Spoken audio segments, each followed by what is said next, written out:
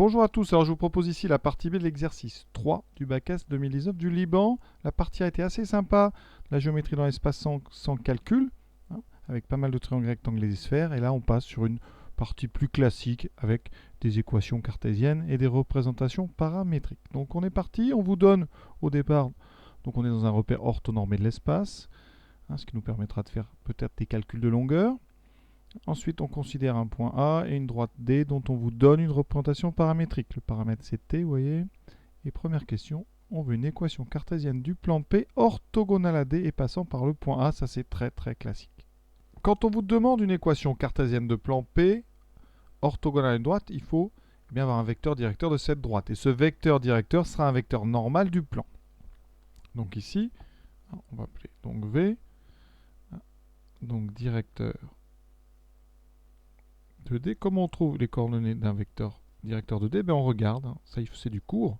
Il faut regarder les coefficients du paramètre. Ici c'est 2, moins 2. Ici, c'est pas écrit, mais là vous avez donc un 1. Donc les coordonnées d'un vecteur directeur, ça sera 2, moins 2, 1. Et comme le plan et la droite sont orthogonales, un vecteur directeur de D, je l'ai dit, donc V est normal du plan P. D'accord? Et là, il y a une deuxième partie du cours. C'est-à-dire que donc, le plan P admet une équation cartésienne sous la forme, donc ici, 2 fois x, moins 2 fois y, une fois z. Je vais mettre même le 1.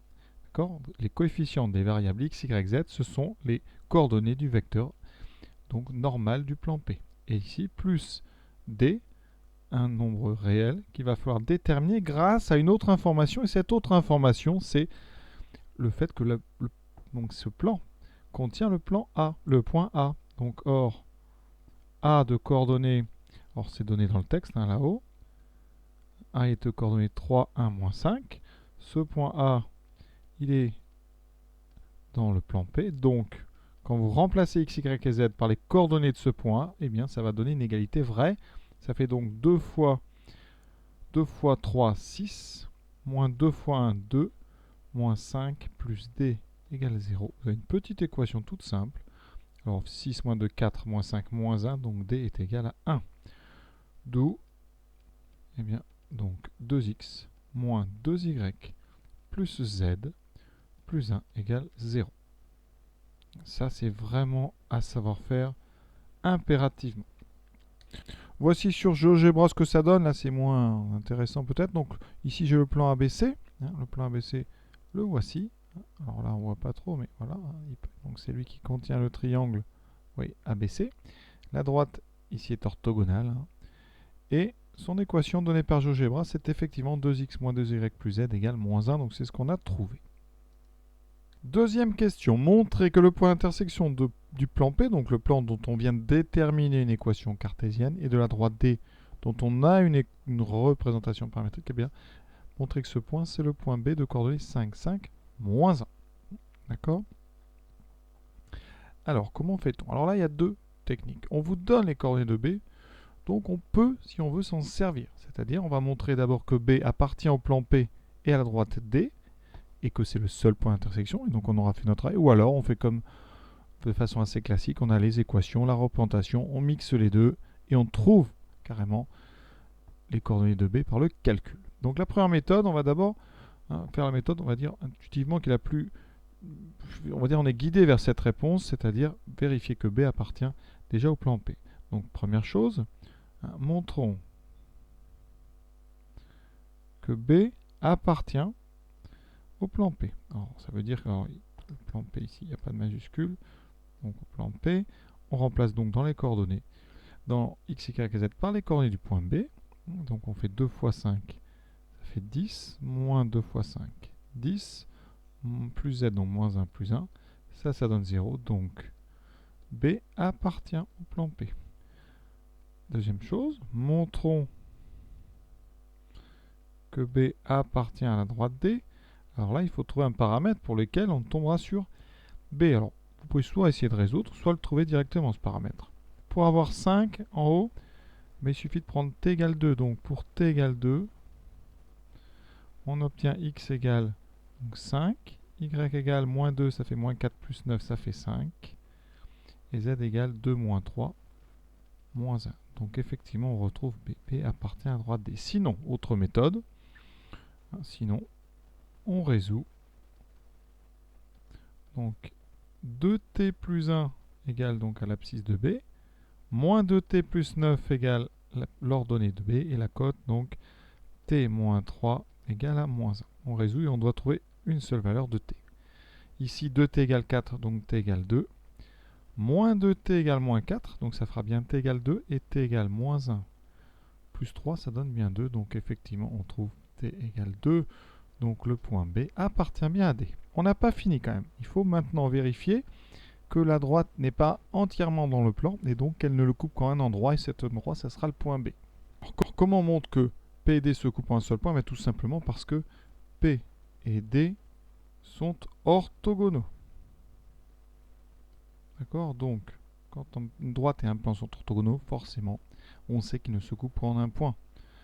Donc, P inter D est un point. Et comme B est un point qui est dans l'intersection, donc P inter D, c'est le point B. Et on a donc répondu à la question. Autre méthode plus générale. On va faire des calculs. C'est-à-dire qu'ici, on résout un système avec x égale 2t plus 1, y égale moins 2t plus 9, et z égale t moins 3. Et on rajoute l'équation du plan. Donc 2x moins 2y plus l plus 1 égale 0. Pour résoudre ça, c'est assez classique. On injecte 2t plus 1 à la place du x ici. Ensuite, 2t moins 2t plus 9 à la place du y. Et t moins 3 à la place du z. Et on obtiendra une équation en t, qui sera 2 fois 2t plus 1, moins 2 fois moins 2t plus 9, plus t moins 3 plus 1 égale 0. Et on résout. On va trouver une valeur de t. Normalement ici. Donc on développe 4t plus 2 plus 4t moins 18, plus t moins 3 plus 1 égale 0. Donc 4t, 8t, 9t. Ensuite, moins 18, ça fait moins 16. Moins 19 plus 1, moins 18 égale 0. On résout, ça fait 18 sur 9, t égale 2. Et une fois que vous avez t, vous injectez ça dans x, y et z. Et on trouve x égale donc 2t plus 1, 5, y moins 2t plus 9, 5, z égale 2 moins 3, moins 1.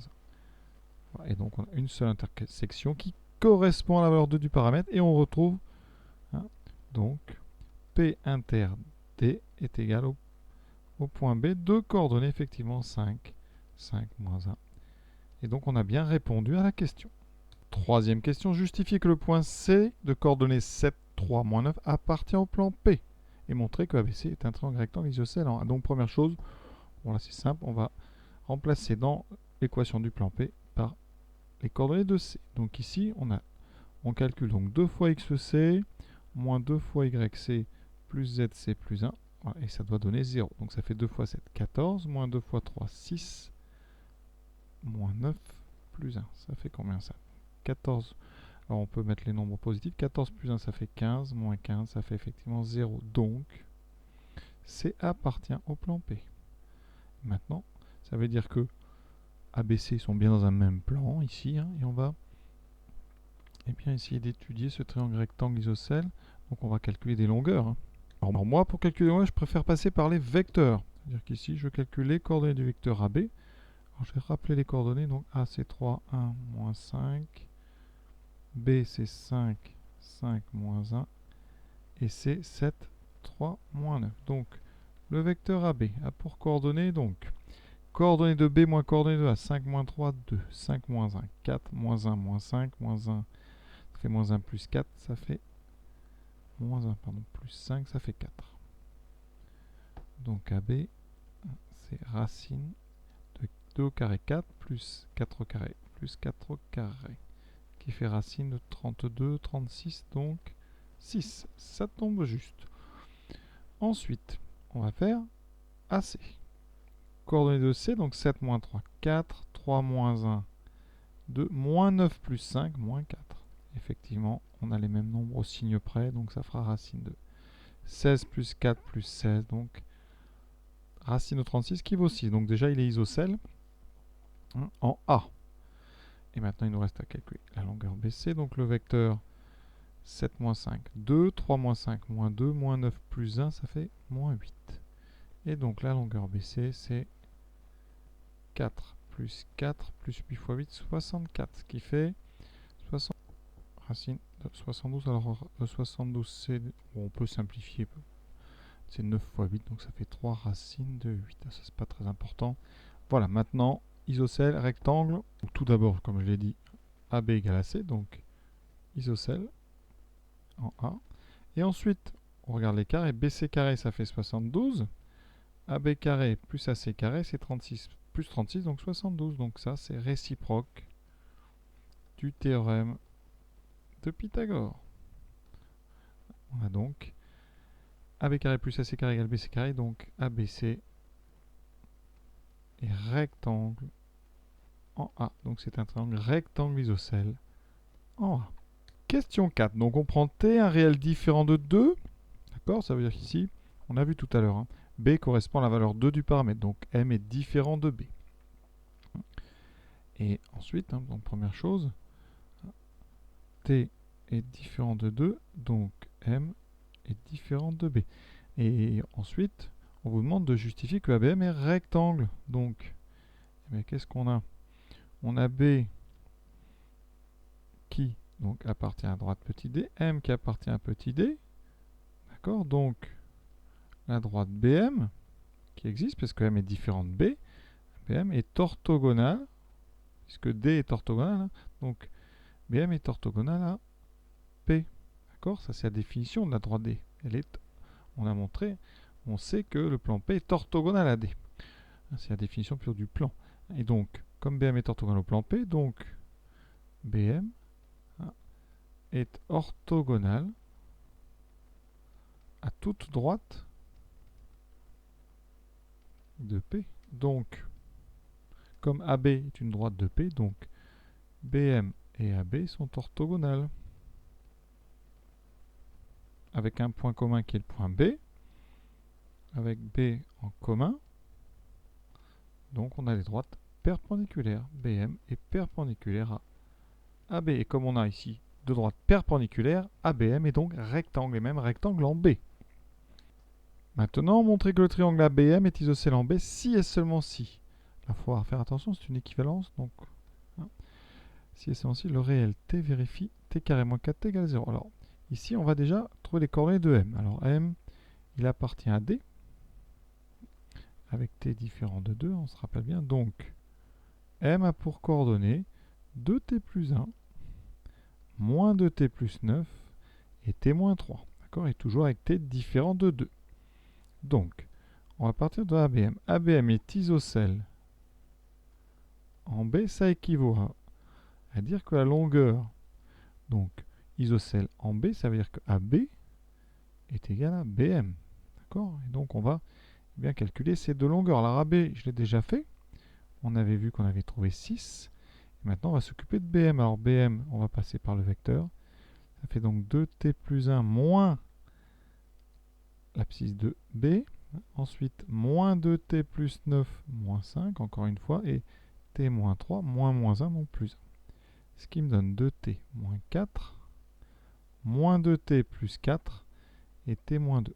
Moins 2 ouais. Donc, la longueur ici, ce sera racine carrée de 2t moins 4 au carré, plus moins 2t plus 4 au carré, plus t moins 2 au carré. Ça, c'est pas facile. Alors, on a une racine carrée, tout est positif, donc hein, on peut mettre au carré. Ça, c'est pas toujours le cas, mais ici, comme on a dessous une longueur, eh bien, enfin une longueur au carré, hein, c'est un positif, une somme de 3 carrés, on peut mettre au carré. Et donc, je n'ai plus qu'à développer ce qu'il y a sous la racine, avec des identités remarquables. Donc, 4 t carré moins le double produit. Donc 2 fois 2 fois 4, ça fait 16. Donc moins 16t plus 4. Pareil pour l'autre, moins 2t au carré, ça fait 4t carré. Double produit, moins 16t plus 4 au carré. Pardon, j'ai mis 4 au carré, mais ici c'est 16. Hein. Plus 16, plus le troisième, t carré, moins 4t plus 4. Pas facile comme question. Je regroupe tout, donc on va compter à droite, on a 4 et 4, 8, 9t carré. Les t, moins 16, moins 32, moins 36t. Ensuite, les constantes 16 et 16, 32 et 4, 36. Et ça, l'autre côté, donc ça doit être égal à 36. Ça me donne 9t carré moins 36t égale 0. Hein. Les deux 36 ici s'annulent. Et donc, on divise par 9. Ça fait t carré moins 4t égale 0. Voilà. Et toujours ici, on fait attention parce que t est différent de 2, toujours en gardant que t est différent de 2. Mais ça, on va considérer que c'est pour tout l'exercice. Et c'est d'autant plus important que t égale 2 n'est pas solution. Hein, d'accord ? 2 n'est pas solution de cette équation. Donc ça ne pose pas de problème. Quand vous remplacez t par 2, vous voyez bien, ça ne fait pas 0. Donc on a bien équivalence entre ABM isocèle en B et t carré moins 4t égale 0. Et dernière question. Ici, en déduire les coordonnées des points M1 et M2 de D tels que les triangles ABM1 et ABM2 soient isocèles en B. Donc on a dit quoi? ABM isocèle en B, ça équivaut donc à t carré moins 4t égale 0. On résout. On factorise par t, hein, ça fait t fois t moins 4 égale 0. Donc c'est une équation produit nul, t égale 0 ou t égale 4. D'accord? Alors là maintenant on veut les coordonnées. Donc on a donc deux points. Le premier M1 qui correspond à la valeur t égale 0. Donc M1 ça fera, donc on remplace t par 0, 1, 9, moins 3. Et ensuite M2 qui correspond à t égale 4. 2 fois 4, 8 plus 1, 9. Moins 2 fois 4 moins 8 plus 1 plus 9, ça fait 1. Et ensuite t moins 3, 4 moins 3, ça fait 1. Et voilà donc nos deux coordonnées, nos deux points avec leurs coordonnées. Et on a terminé cette partie. Donc voici GeoGebra avec les points M2 et M1. Alors pour ça, on va vraiment... On a ici, oui, un premier des triangles ici. Alors, on a bien des angles droits partout, je vérifie. Et on doit avoir un triangle isocèle. Donc on va le regarder tout de suite, ce triangle isocèle. Vous vous rappelez, il est... Donc c'était le triangle isocèle dans le texte ABM. Alors M est là, B est là, et A, il faut que je le retrouve. J'ai pas A, B, M. Et ce triangle ici, devant nous, il est isocèle. Effectivement, oui, il est isocèle rectangle. Il y a un angle droit ici et deux côtés. Et vous avez une autre possibilité qui est le point M2, ici. Donc là, je vais tracer le tétrade. Le voici. Et on va chercher ABM. Donc là, j'ai BM et A. Vous voyez ce triangle isocèle rectangle, il est ici, devant vous. Le voilà. Ici, ici, avec l'angle droit en B. Et on a deux possibilités. Donc on a ici vraiment un bicoin avec une face qui est un triangle rectangle isocèle. Partie C, donc ce bilan de ce qu'on a fait en A et B. On donne un point D 9 à 1 qui est l'un des deux points qu'on a trouvé dans la question 4C. Ça tombe bien parce qu'on avait trouvé 9 à 1. Quand on ne trouve pas 9 à 1, ça va être un petit peu stressant. Voilà. Et on a donc, je vous rappelle, la configuration de la partie B est exactement celle de la partie A. Donc on a dans la partie B un ABCD qui est un bicoin. C'est-à-dire qu'il y a 4 triangles rectangles. ABCD est un bicoin. Et on a ici un bicoin avec une face aussi qui est un triangle donc, rectangle isocèle, ce qu'on vient de montrer juste avant. Et on avait montré aussi que le milieu de DC, qu'on avait appelé I, est équidistant de A, B, C et D.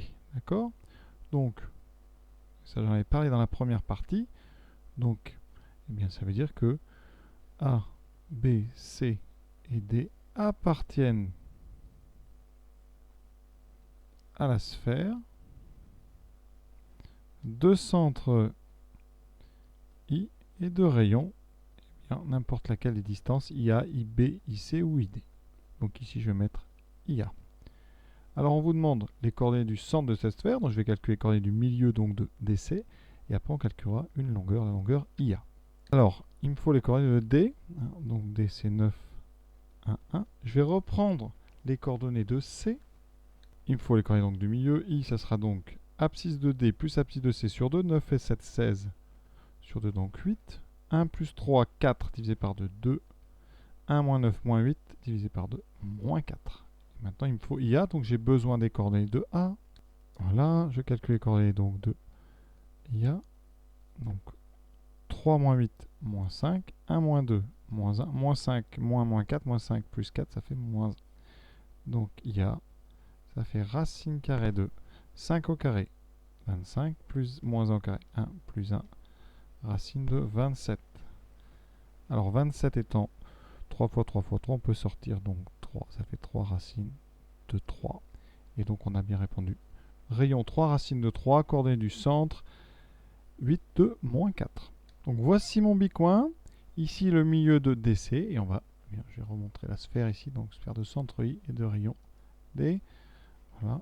Vous voyez, on a bien l'équation ici de la sphère. Je vais vous rappeler ça parce que ça fera des petites révisions. Donc, je vais peut-être la colorer un petit peu moins parce que là, on ne voit plus rien du tout.